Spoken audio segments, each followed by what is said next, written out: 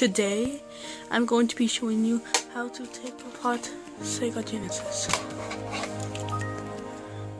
Wait. First, you need a Phillips head screwdriver that's kind of small. I'm not going to show me tearing it apart because that'd take too long and I can't post really long videos. First screw. Also, you probably need a table. You probably need a cup to find your screws, which is the last one. But it's not that important because it was just only one screw. I guess I'll have to leave without it. I got it.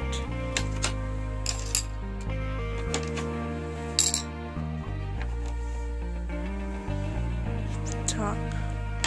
That's all I'm gonna do because it's 7:50 and I need to go to bed. So have a great night. Or if you have a terrible night, you losers. Also, by the way, there's gonna be no more Mix Fuel and Mix videos.